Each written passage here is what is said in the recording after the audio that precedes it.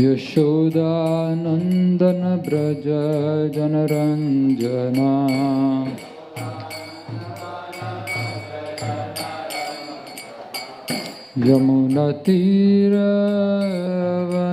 यमुनतीरवनचारि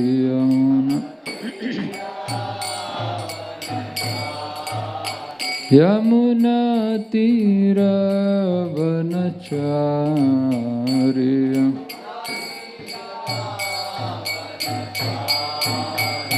जो जो राधा माधव कुंज बिहारी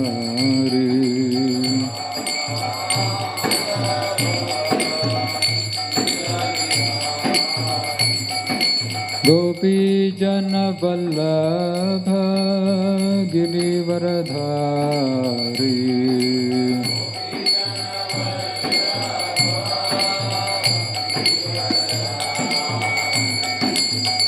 यशोदानंदन ब्रज जनरंजना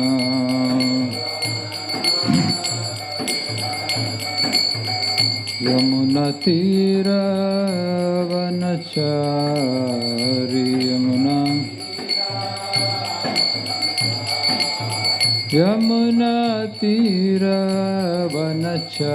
यमुनतीरवनचारि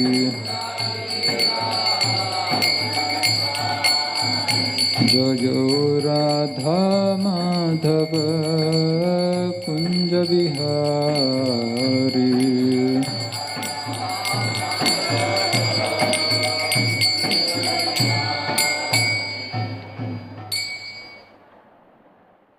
जय विष्णुपाद परमहंस प्रयोजकाचार्य अष्टोत्तर शत श्री श्रीमद अभय चरणमारविंद भक्ति वेदांत स्वामी श्रील प्रभुपाद की जय विष्णुपाद परमहंस प्रयोजकाचार्य अष्टोत्तर शत श्री श्रीमद भक्ति सिद्धांत सरस्वती गोस्वामी महाराज श्रील प्रभुपाद की अनंत कोटि वैष्णव वृंद की नामाचार्य श्रीला हरिदास ठाकुर की ग्रंथराज श्रीमद् भागवत महापुराण की निताय गौर प्रेमानंदे समवेद भक्तवृंद की जय समवेद भक्तवृंद श्री गुरु गौरांग की जय।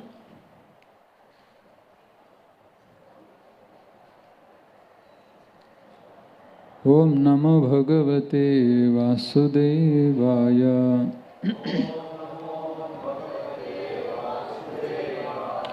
ओम नमो भगवते वासुदेवाय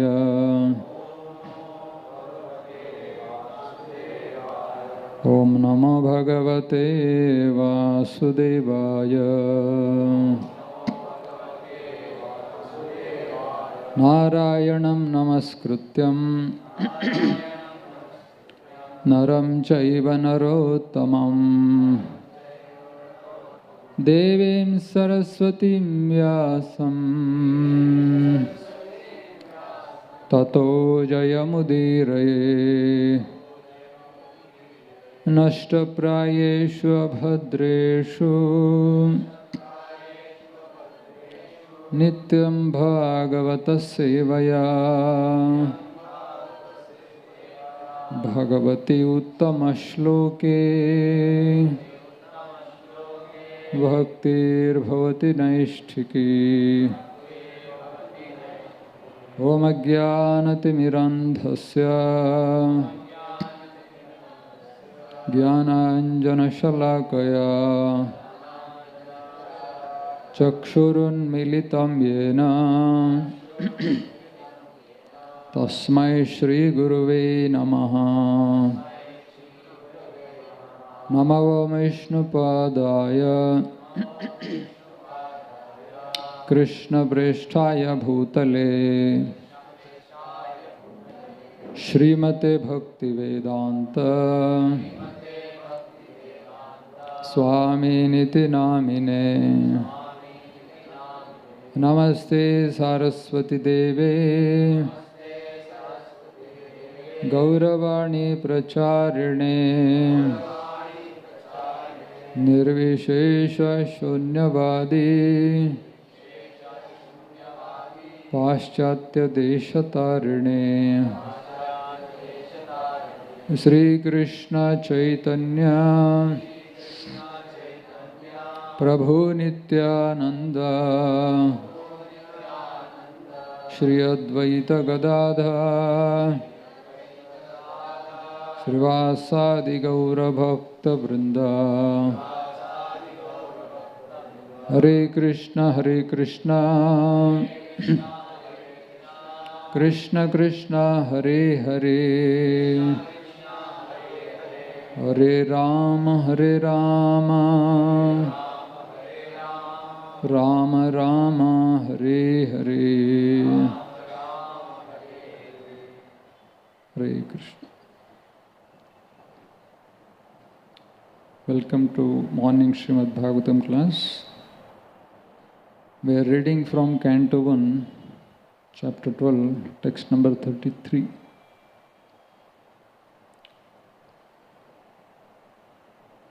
Tadavipretam alaksha Bhrataro chutachoditaha Dhanam prahidam ajahur Dhanam prahidam ajarhur Udicham dishi bhurisha Tadavipretam alaksha Bharataro chutachoditaha Dhanam prahidam ajarhur Udicham dishi bhurisha Tadavipretam alaksha Bhrataro chutachodita Dhanam prahidam ajarhur Udicham dishi bhurisha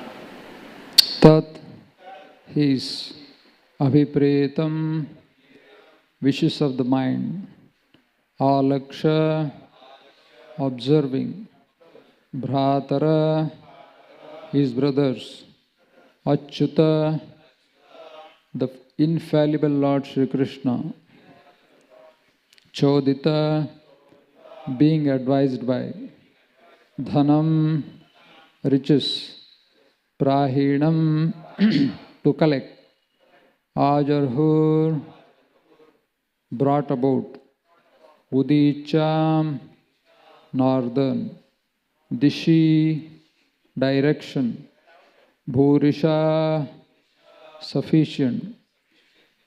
Translation and purport by His Divine Grace A.C. Bhaktivedanta Swami Srila Prabhupada. Translation. Understanding the hearty wishes of the king, his brothers, as advised by the infallible Lord Krishna, collected sufficient riches from the north left by King Marutta. Purport. Maharaj Marutta was one of the great emperors of the world. He reigned over the world long before the reign of Maharaj Yudhishthira. He was the son of Maharaj Avikshit and was a great devotee of the sun god known as Yamaraj. His brother Samvarta was a rival priest of the great Brihaspati, the learned priest of the demigods. He conducted one sacrifice called Sankara Yajna, by which the Lord was so satisfied that he was pleased to hand over his own the charge of a mountain peak of gold. This peak of gold is somewhere in the Himalayan mountains, and modern adventurers may try to find it out there. He was so powerful an emperor that at the day's end of sacrifice, the demigods from the other planets like Indra, Chandra, and Brihaspati used to visit his palace. And because he had the gold peak at his disposal, he had sufficient gold in his possession. The canopy of the sacrificial altar was completely made of gold. In his daily performances of the sacrificial ceremonies, some of the inhabitants of Vayuloka, airy planets, were invited to expedite the cooking work of the ceremony. And the assembly of the demigods in the ceremony was led by Vishwadeva. By his constant pious work, he was able to drive out all kinds of diseases from the jurisdiction of his kingdom. All the inhabitants of higher planets like Devaloka and Pitraloka were pleased with him for his great sacrificial ceremonies. Every day he used to give in charity to the learned Brahmanas such things as bedding, seats, conveyances, and sufficient quantities of gold. Because of munificent charities and performances of innumerable sacrifices, the king of heaven, Indradeva, was fully satisfied with him and always wished for his welfare. Due to his pious activities, he remained a young man throughout his life and reigned over the world for 1,000 years, surrounded by his satisfied subjects, ministers, legitimate wife, sons, and brothers. Even Lord Sri Krishna praised his spirit of pious activities. He handed over his only daughter to Maharshi Angira, and by his good blessings he was elevated to the kingdom of heaven. First of all, he wanted to offer the priesthood of his sacrifices to learned Brihaspati, but the demigod refused to accept the post because of the king's being a human being, man of this earth. He was very sorry for this, but on the advice of Narad Muni, he appointed Samvarta to the post, and he was successful in his mission. The success of a particular type of sacrifice completely depends on the priest in charge.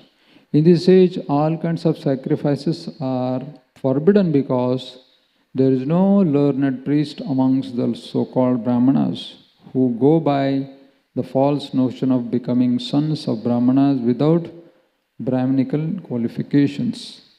In this age of Kali, therefore, only one kind of sacrifice is recommended, Sankirtan Yajna, as inaugurated by Lord Sri Chaitanya Mahaprabhu. Hare Krishna.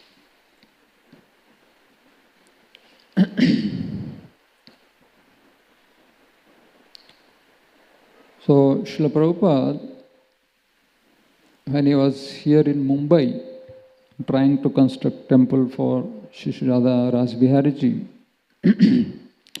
many devotees were helping him.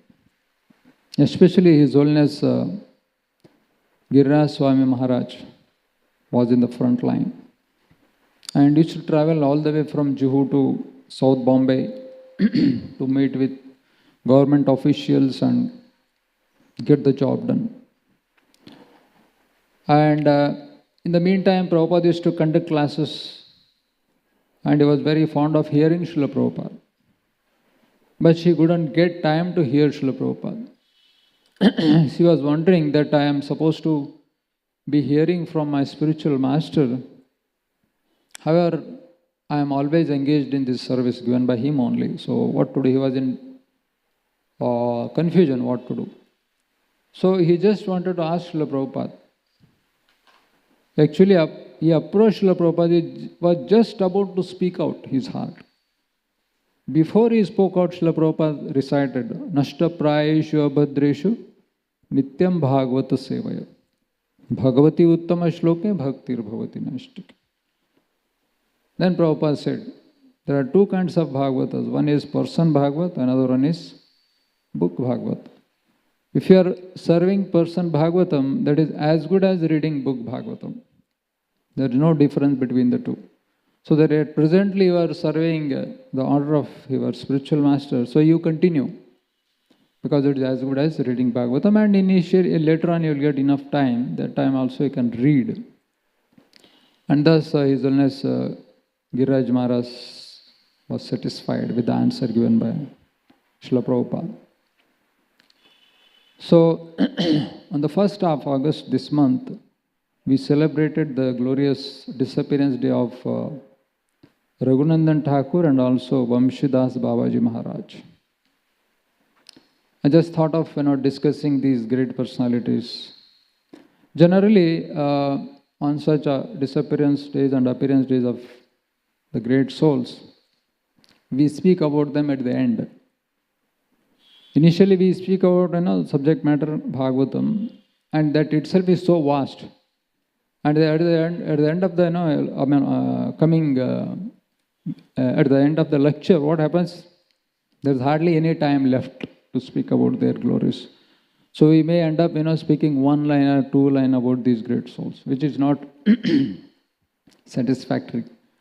So I just thought of first speaking about this great soul, Vamshidas Babaji Maharaj, so that we can ponder upon his great qualities of his Vaishnava life.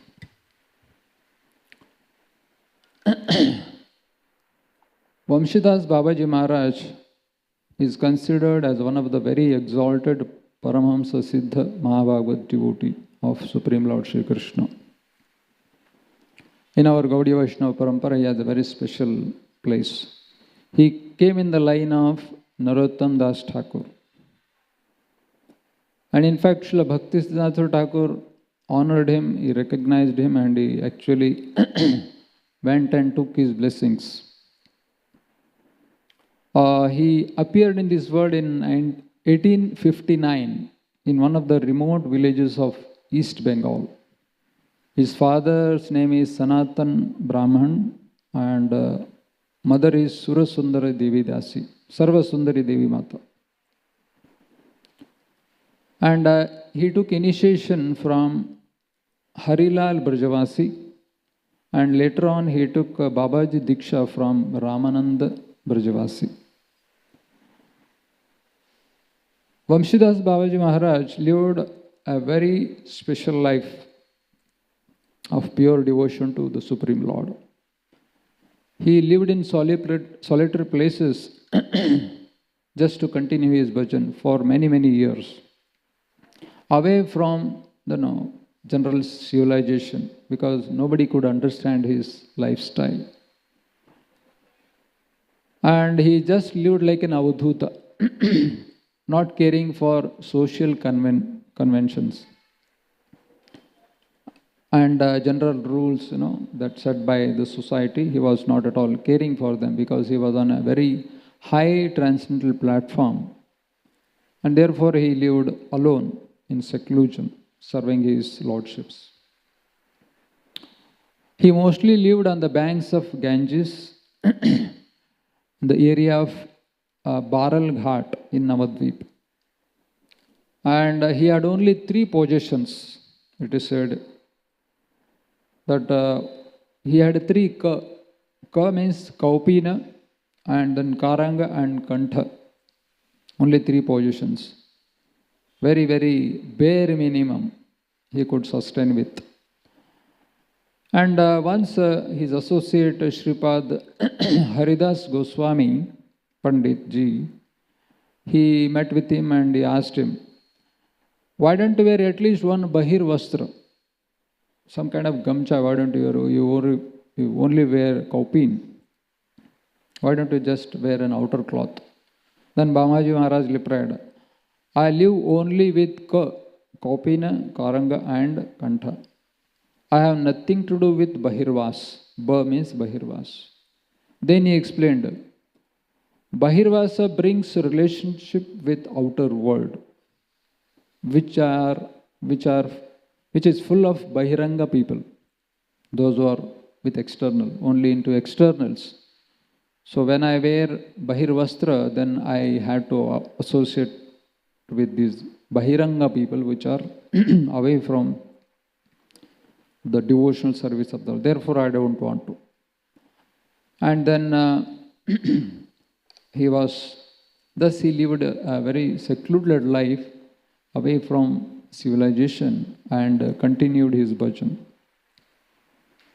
And in fact, he said, my Gauranga Mahaprabhu told me not to wear Bahirvastra and also do not associate with those who are away from, those who are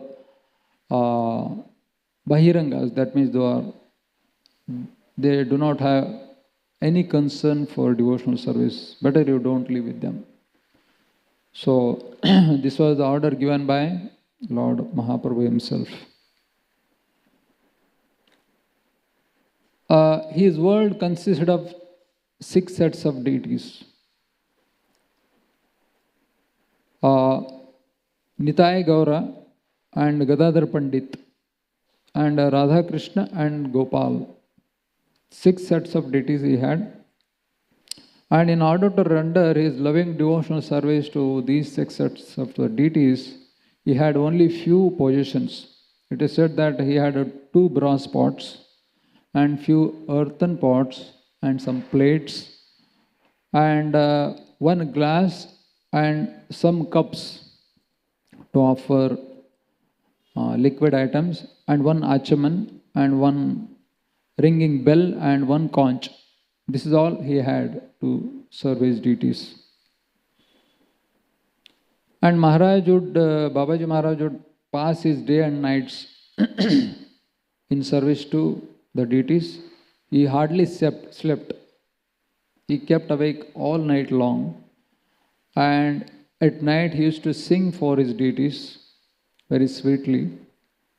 And would personally talk to these deities all day long, all night long. So this is how he lived his life. And in the early morning he would go out to collect fresh flowers for the worship of the deities. And he would come after some time, after fetching nice flowers. Then he would again go out begging alms to cook for his deities. And by the time he would come back, it was almost afternoon, more than afternoon, 1, 2 o'clock. And that time he would start, wash his vegetables. And it is said that he washed and again with the water of Ganges. Make sure it is totally clean, his vegetables. And he would cut them, and then he would take the rice. Every single rice he used to thoroughly examine. And if there is any husk on top of any of these rice grains, he would thoroughly take it off. Made sure that none of his rice containing any husk or any other kind of issues. So thus he very lovingly served his deities. And he did everything very, very slowly. And by the time he cooked, it was almost evening. Since morning he is into worship of the deities. And it took so many hours to cook one meal for the day, for the deities. And all the while simply talking to the deities and singing beautiful songs for his deities. This is how he lived all his life. And then he had no consciousness of time. He had no question of time management. For him, there was nothing existing like morning, evening, day and night.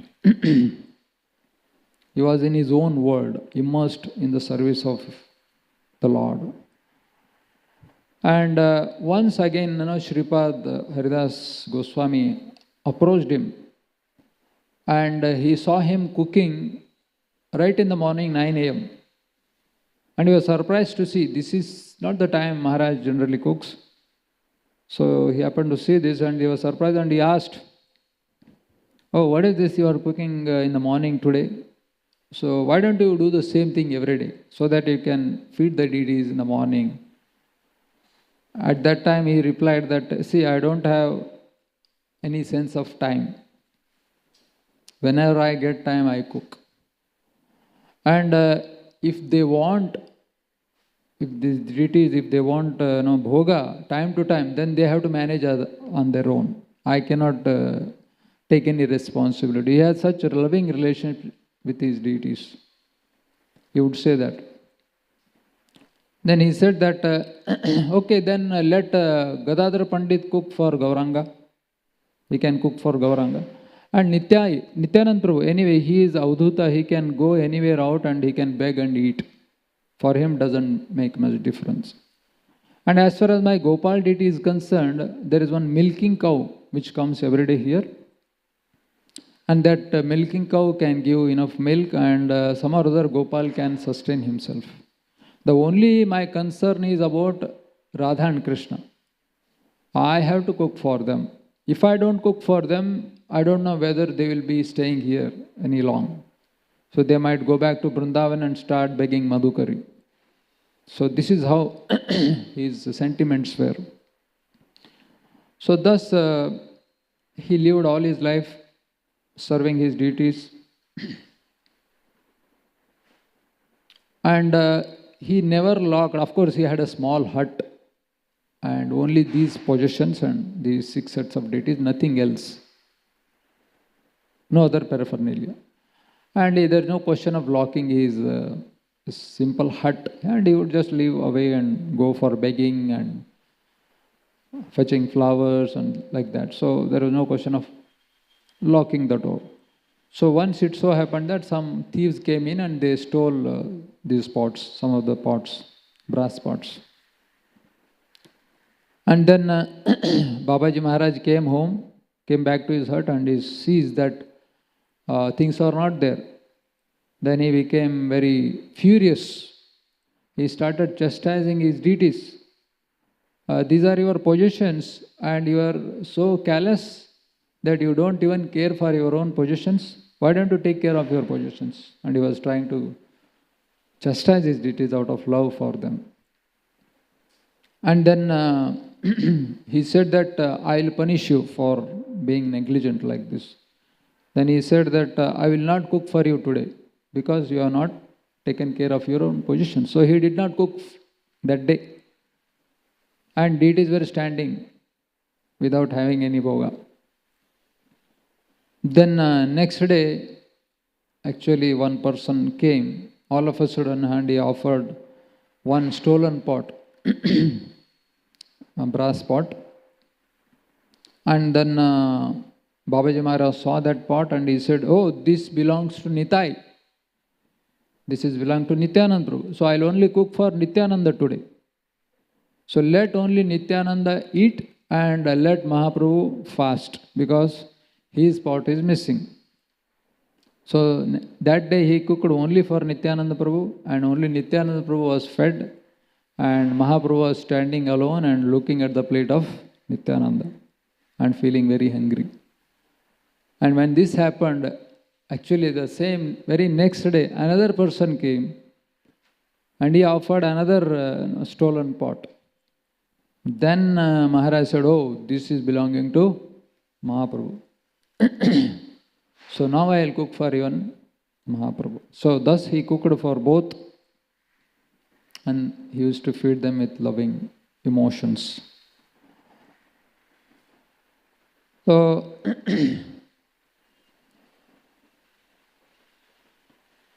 and then with tears in his eyes, he would go in front of his deities and he would beg forgiveness. "Do you think that I want to chastise you like this? I'm your servant after all. How can I do that? But you people have become so naughty that you want to, take pleasure out of me. Therefore I have to do this. What can I do? I am helpless. Thus he would cry and weep and sing and praise their glories, his beloved deities. And Srila Bhaktisiddhanta Thakur, he was a contemporary of Srila Bhaktisiddhanta Thakur, and Saraswati Thakur had very high regards for Babaji Maharaj, although hardly anybody understood him because his mannerisms and his lifestyle was totally eccentric. Nobody could understand his moods. It is said that he hardly took bath. All his life he never took bath. And only one old copy he wore, and disheveled hair, long beards, fiery eyes, great ascetic. How can you expect an ascetic to be very smart and beautiful? He was in his own world and meditating on the sweet pastimes of the Lord. And Saraswati Thakur, when he saw him, he would understand that here is a great Mahabhagavat. And once he went to see him to take his blessings, Saraswati Thakur went and saw him for his blessings. That time Babaji Maharaj said that, oh, just look at this personality. Someone who is very dear to Mahaprabhu has come to see me. So they could understand each other's glory because it takes one to know one. Only a pure devotee can understand who is another pure devotee because they understand the qualities of another pure devotee. Otherwise, it is not very easy to understand the exalted nature of a Vaishnava. Saraswati Thakur actually instructed his brahmacharis to, take care of Babaji Maharaj needs. He hardly needs few things, just like some vegetables, some rice to cook for his deities, and some flowers. He instructed his sannyasis and brahmacharis to take care of the needs of Babaji Maharaj. So thus all his life he lived a totally secluded life of pure love and devotion to his deities, and without caring for any social conventions. So all his life he lived like this, and in the year 1944 he departed from this world to again enter into the eternal pastimes of Sri Radha Govinda, his beloved Gaur Nitai and Gopal deity, and of course Gadadhar also. So thus are the glories of Srila Vamshidas Babaji Maharaj, which are sung by devotees of the Lord. And coming back to the today's subject matter, we are reading from this verse, wherein we see that in Kurukshetra, after the Kurukshetra battle, Maharaj Yudhishthir, he was very unhappy because he thought that because of his greed, so many people have been killed. His own kinsman is very morose. So therefore, he was desirous to perform Ashwamedha sacrifice, just to get rid of his, all these sinful reactions. So, but he had no funds, because whatever funds was there, it was enough sufficient for maintenance of the state. But he wanted a huge amount of golden ornaments and pots and other riches to paraphernalia to commence with this sacrifice. But he had none.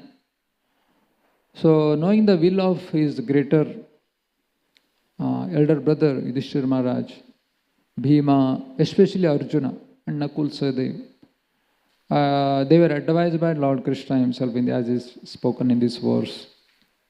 Krishna personally told him, so why don't you go to this Himalaya mountain where there is a golden peak of mountain. You can go and fetch all these golden utensils left over by the Brahmanas who were engaged in the sacrifice commenced by King Marutta. Marutta was a great king. We read about him. Prabhupada speaks about him in the purport. So he had conducted great yajna over there, And after the yajna, all the brahmanas and priests, they had given sufficient charity and everything else. And it was so much so that so much of burden for them to carry all these utensils and vessels and charity, golden coins and cows and whatnot. So whatever they could carry, they carried out, but so much of wealth was left there only. Lord Krishna knew that. So therefore he advised his brothers to go and fetch. Therefore Arjuna is known as Dhananjaya, one who actually collected a lot of wealth for the sacrifice of his brother Yudhishthira Maharaj. So, of course, as it is spoken in Chanakya Niti, he said that Vishadapi Amritam Grahyam, Medyadapi Kanchanam, Nichadapi Uttamam Vidyam, Stri Ratnam Dushkuladapi. That means, if Amrita is available in the midst of poison, so we should not hesitate to collect that Amrita even amidst the poison. Similarly, if there is a pure gold available in the midst of filth, as in this case, Medyadapi Kanchanam. So one should not hesitate to take away that gold and utilize in the service of the Lord. Similarly, good qualities, if they are available even in a low degraded person, we can learn all those good qualities even from such a person. Similarly, if a woman has taken birth in a lower family but has all good qualities, still she can be accepted. So, thus all these golden pots and utensils were brought and utilized in the major sacrifice conducted by Yudhishthira Maharaj. And we have heard about King Yudhishthira. He was such a soft-hearted, pure devotee, great emperor, Rajarshi of his time, that his reign is only compared to the reign of King Lord Ram. In fact, when he ruled his citizens in Hastinapur, so the people of Hastinapur remembered the days of Lord Ram, Ramaraj, because it was as if Treta Yuga has once again come down. Although it was Dwapara Yuga, but in the reign of Yudhishthira Maharaj, people always felt it is just like Ramaraj. They remember Lord Ram. So thus, King Yudhishthira is compared to Lord Ram, and his reign is also compared to Lord Ram's. So therefore, let us try to focus our now attention to Lord Ram, who is a great king himself, and he ruled his citizens in such a wonderful way that we have heard about it and we have read it. So let us try to understand a little more about this. Being Maryada Purushottam, Lord Ram did not speak much, but he exemplified his character in such a way that looking at him, people understood what he wants to say. That was the quality of Lord Ram. Because we don't hear that Lord Ram gave any sermon or any lectures or any seminars. He was simply interested in taking care of his citizens. And he did it so well that people understood much even without speaking. So, yadida achariti sreshtat tattat deva itarojana sayat pramana kurute loko dastanvartate. Lord Krishna said in Bhagavad Gita, as the Sreshtas are great people, they live their life, the common citizens will understand what to do. So therefore it is a great responsibility for those who are in higher positions like Lord Ram. So recently I was hearing one lecture by Shubha Vilas Prabhu. He has mentioned many things. So in which he was saying that The time is when Lord Ram has told to go to the Vanvas for 14 years. So that is the time. So he is trying to meet his mother Kaikeyi, and at the time of entering her palace, Lord Ram is called as Deepak. That means he is Raghukula Deepaka. But means he is a lamp which is shining in the reign of Raghukula. And we know how a lamp lights up. It has to have its wick and also sufficient ghee, isn't it? Otherwise it cannot burn. And when it burns, it gives away itself. That means the wick is finished and even the ghee is finished. That means when lamp burns, it burns for others, nothing for oneself. This is how Lord Ram also lived his life. But the enemy of lamp is what? Wind, isn't it? If there is a wind, it wavers. If there is a strong wind, then it goes off. Similarly, in Ayodhya, there is a great tornado, which is coming up now. What is that? Political turmoil, because of Kaikeyi's desire that Lord Ram had to go to Vanvas for 14 years. So, although Lord Ram is subjected to such a great tornado, is not like an ordinary lamp which goes off. Of course, when he went inside, he is considered as Raghukula Deepaka. But when he came out of her palace, he is not known as Deepak, but here, this time he is known as Diamond. Because diamond also shines, lamp also shines. Lamp needs ghee and wick, whereas diamond needs nothing. On its own, it shines. So Lord Ram is that diamond which doesn't need any such externals to shine himself. So thus Lord Ram is compared to a diamond here. And the time came to go back to Dandakaranya forest. That time Ram looks at sun on the sky. And he actually now is called as Sun Surya of Suryakula. Matlab, Raghuvamsha is known as Suryakul, the dynasty of sun. The son of Sun dynasty is known as Lord Ram in this case.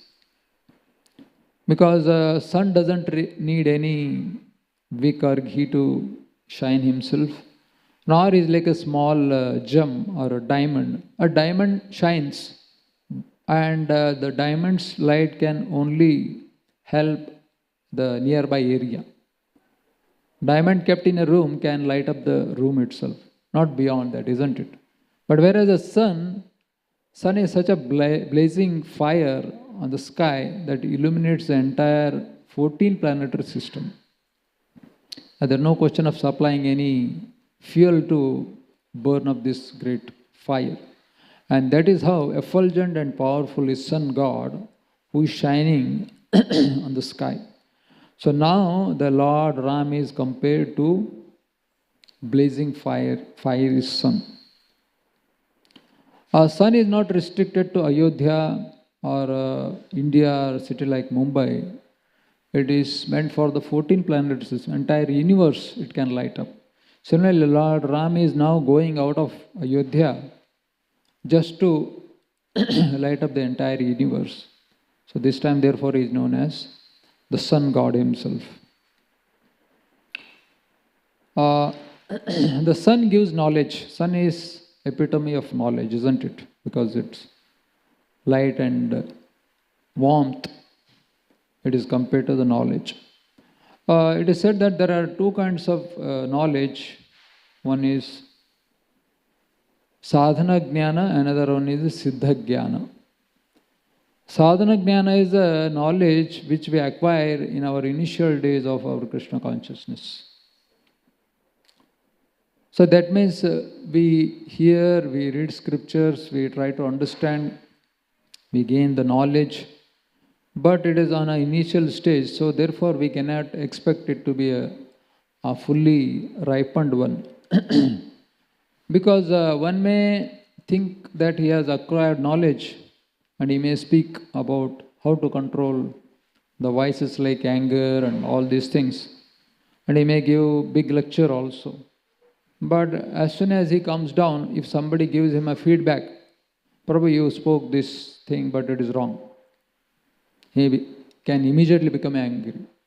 Although he gave how to manage anger management class, and he can become easily angry because that knowledge is not a very matured one. It is a elementary knowledge. And of course, even this knowledge removes the darkness. But the problem with the knowledge is that it has its side effects also. So, sun is like knowledge, but sometimes we say that sun is covered by the clouds, isn't it?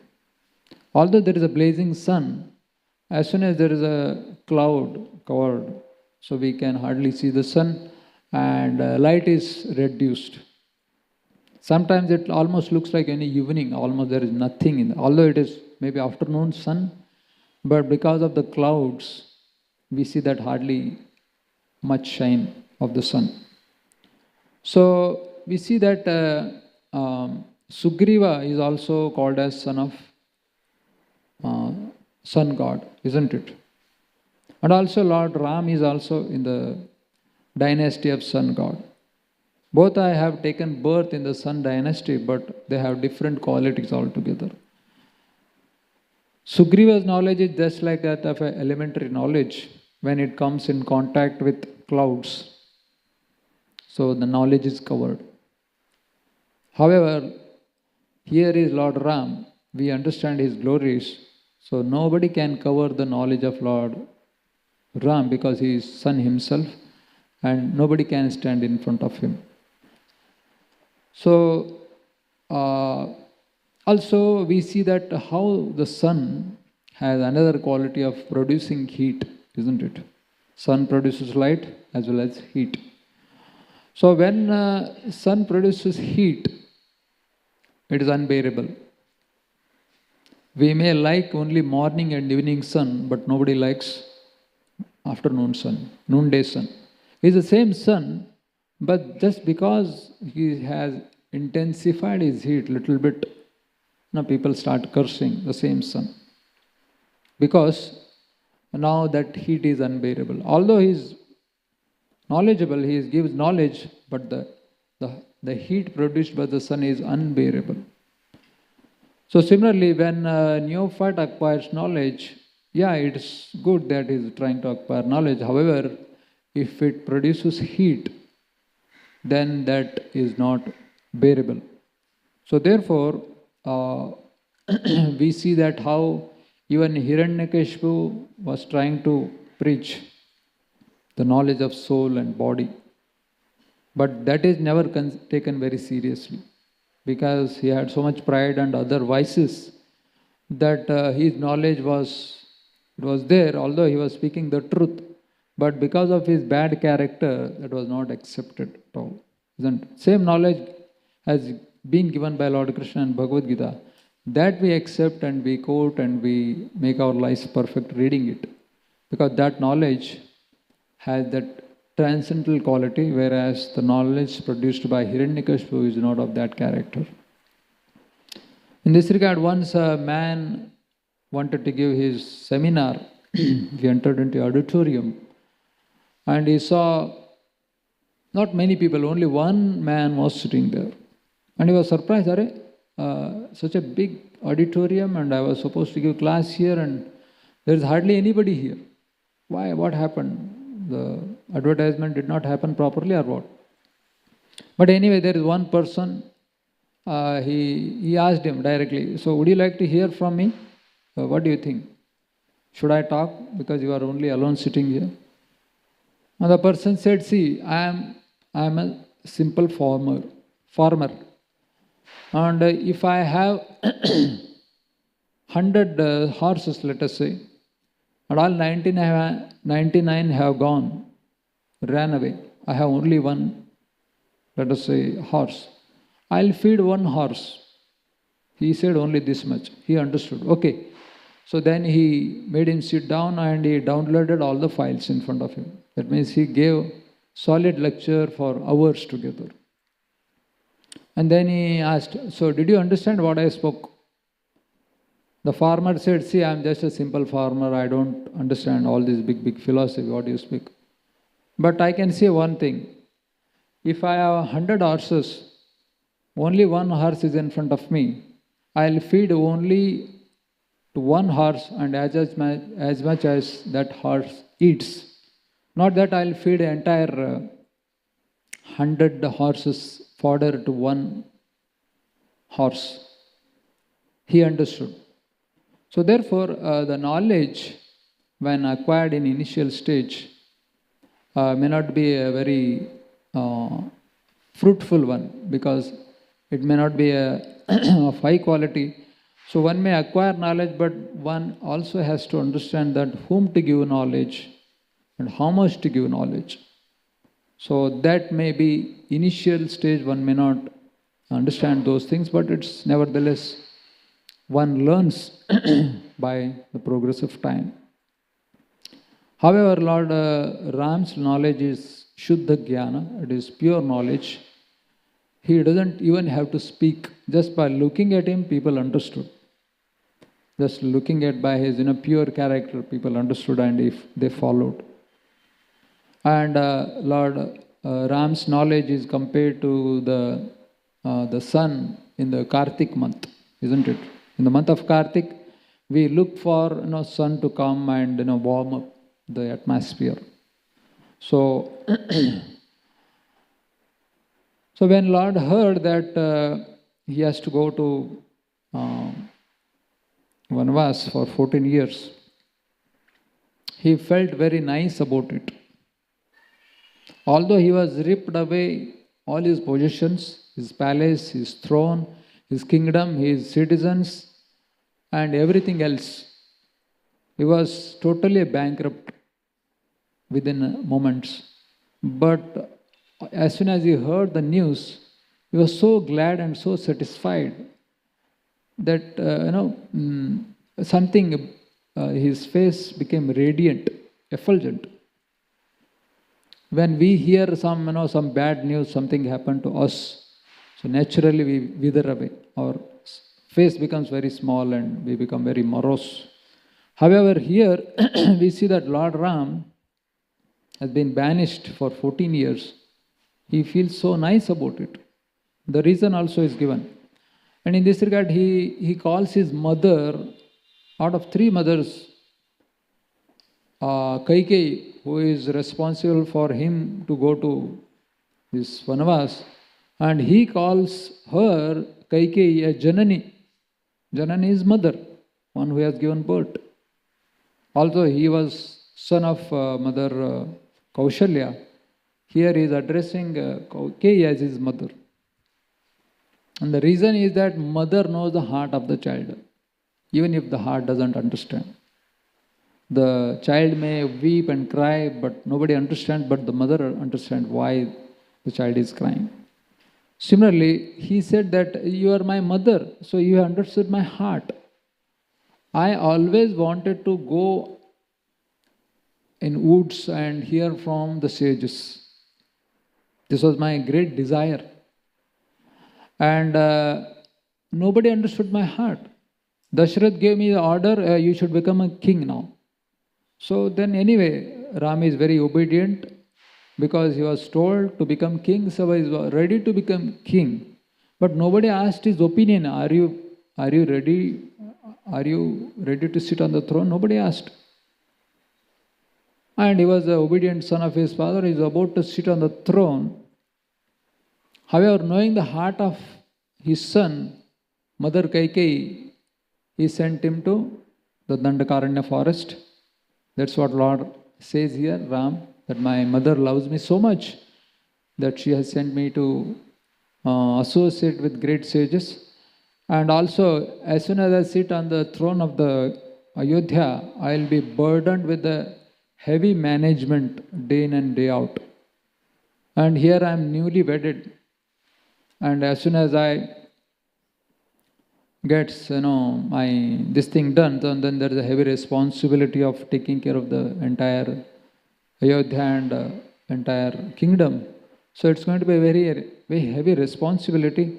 However, my mother knows that I want some free time to go around with my beloved wife, Sita, knowing well that she has arranged this nice program for me.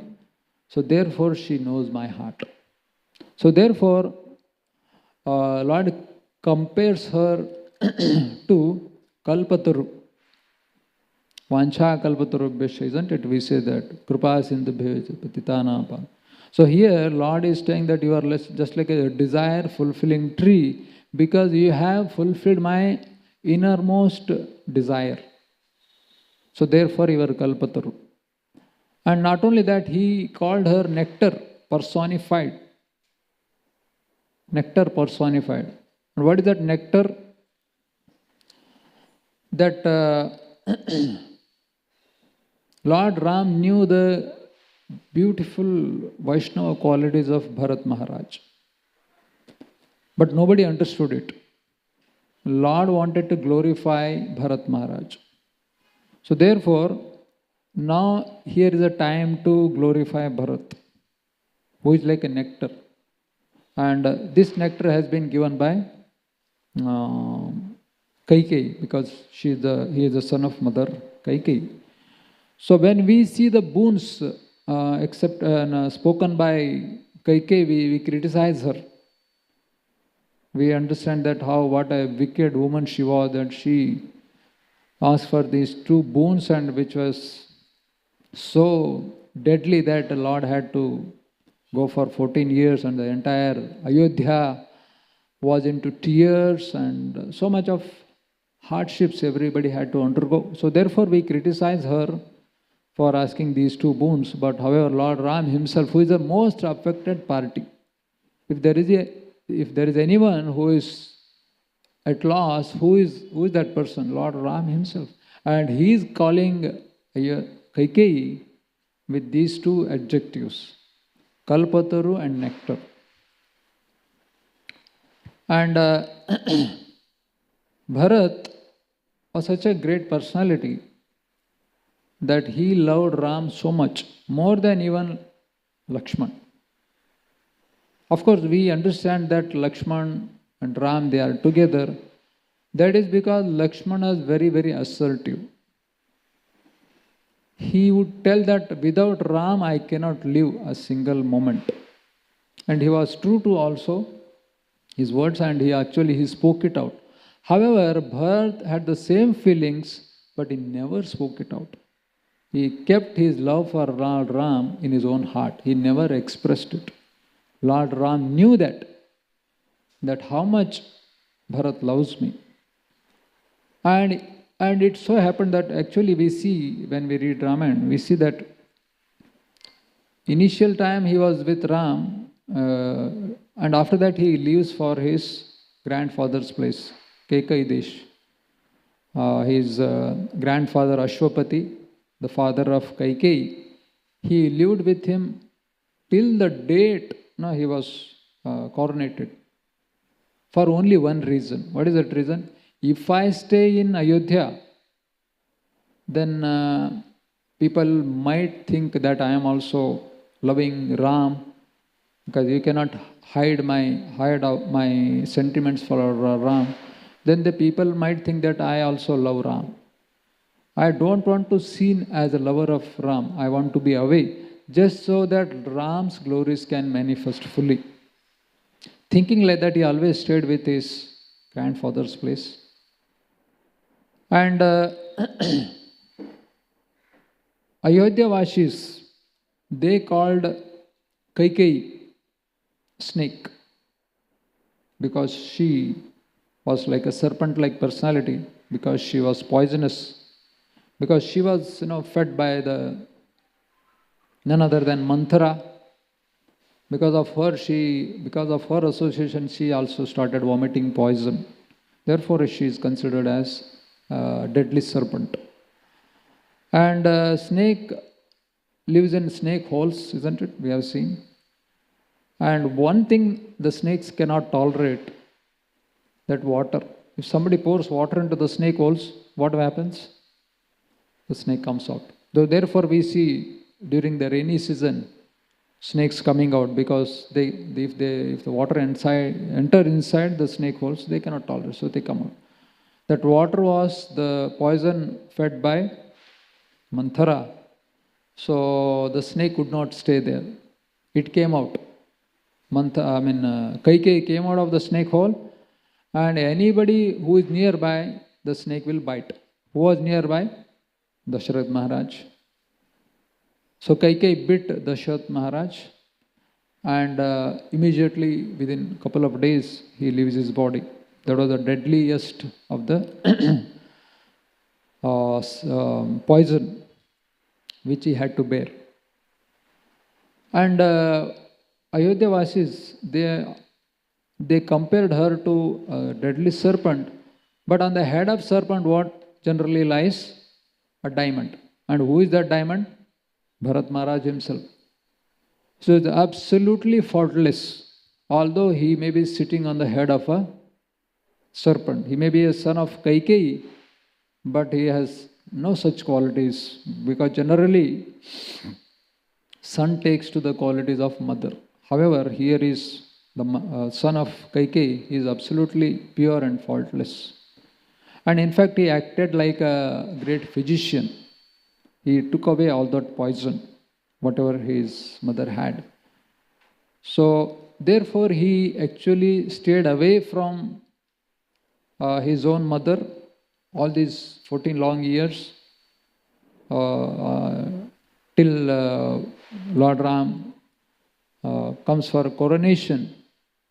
And he wanted to remove that attachment, her own attachment to her own son, Bharat Maharaj. So therefore he stayed away from his mother.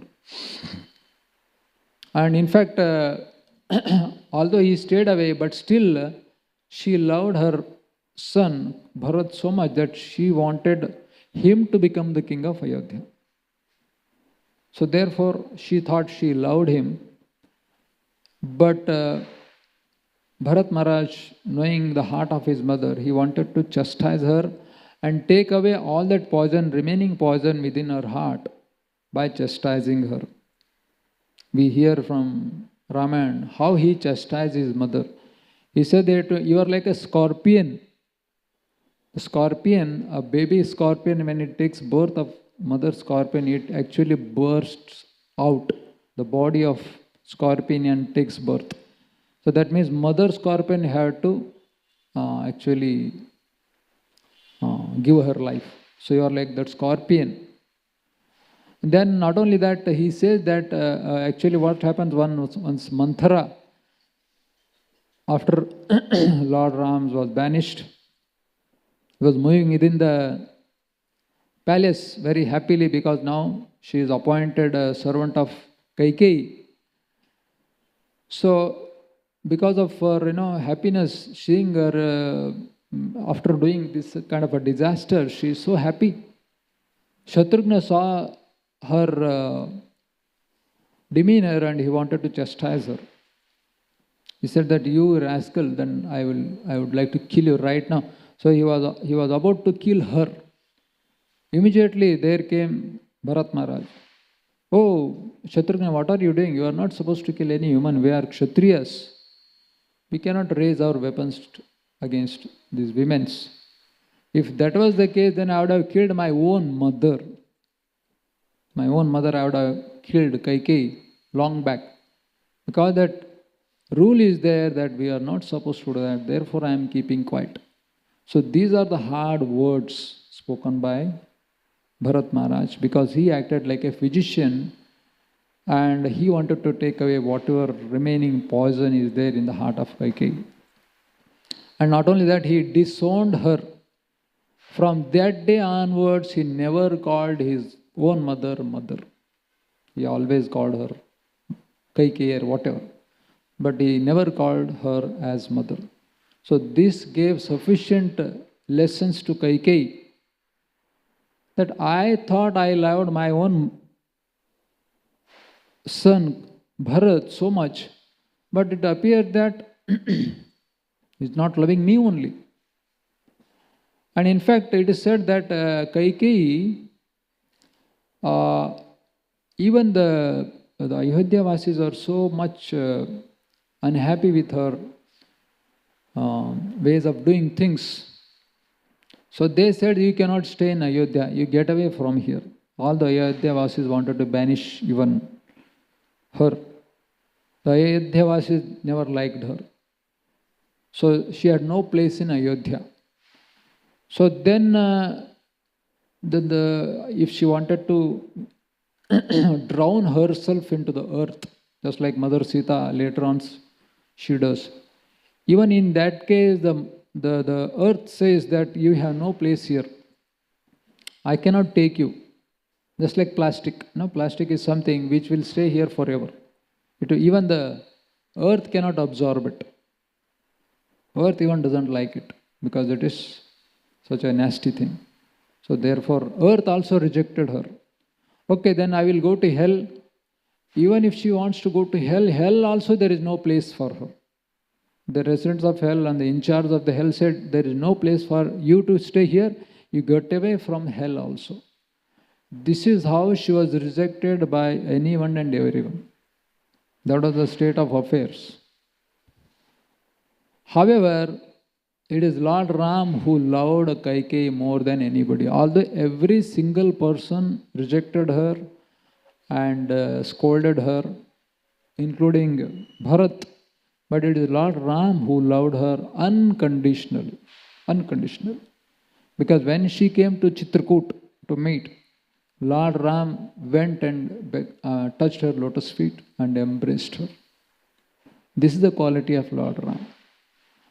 And looking at Lord Ram, she understood, I think I should have loved Ram only in the beginning. Why did I send Lord Ram to this Vanavas and then I wanted to make my son as king? I think I'd have simply loved Lord Ram from the beginning only. So this is how Lord Ram's qualities shine forth when we read this great epic, Sri Ramayana. So, of course, time is going on.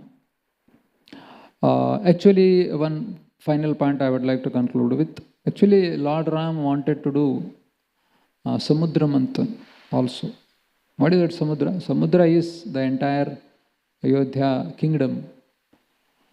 And the water in that Samudra, that ocean, was the tears of all the Ayodhya Vasis. Because they shed constant tears out of affection for Lord Ram. Because they see personally how the Lord Ram is being banished. So, Lord Ram staying away from his devotees, Ayodhya Vasis for 14 years. That is like a mountain, a separation, 14 years of separation. That is called as Mandara mountain. And Vasuki, easily to imagine, who is that Vasuki? Vasuki. Kaikeyi. Because Kaikeyi, anyway, she is considered serpentine. And anyway, Lord Ram used her as Vasuki. And the tears of Ayodhya, that was like ocean. But what Lord Ram wanted to bring? The nectar, the nectarian qualities of Bharat Maharaj. And also so many Vaishnava good qualities of Bharat Maharaj which are lying within the ocean, Lord Ram wanted to bring out. So therefore, he churned the ocean of Ayodhya and then he brought out the beautiful qualities of Bharat Maharaj. So therefore it is Lord Ram who loved Bharat Maharaj so much. Although so many people misunderstood him, So many people misunderstood, but Lord knew the heart of Lord Bharat, and thus he wanted to glorify Bharat Maharaj. It is Bharat Maharaj who wants to glorify Lord Ram, and the other at the same time, Bharat is also very much interested in glorifying Lord Ram. So this is the relationship between devotee and the Lord himself.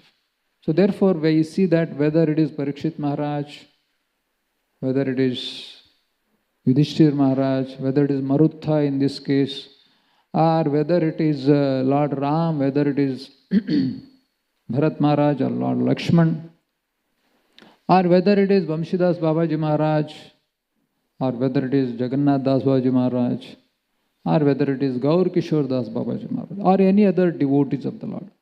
Their only business is to glorify and serve the Lord, no matter what happens in this material world. So therefore, we can learn from these great souls, whether one may be an ascetic like Vamshidas Babaji Maharaj, who lived in seclusion and had any position, but still he had so much love for the Lord. However, we see all these great kings, they are emperor of the world. Each one of them, they lived long life, having so much of wealth and honor and prestige and no matter and what else. But still, at in their own hearts, they never considered anything belonging to them. They considered anything and everything is belonging to Lord only, and they utilized everything in the service of the Lord Ram and Lord Krishna. So therefore, we can learn so much from these great souls, and let us pray at the lotus feet so that we can also acquire these Vaishnava qualities. Thank you very much, Srila Prabhupada ki, Grantara Srimad Bhagavat Mahapurana ki, Grantara Srimad Ramayana Mahapurana ki. Nitai Gaur Premanande, Hare Krishna.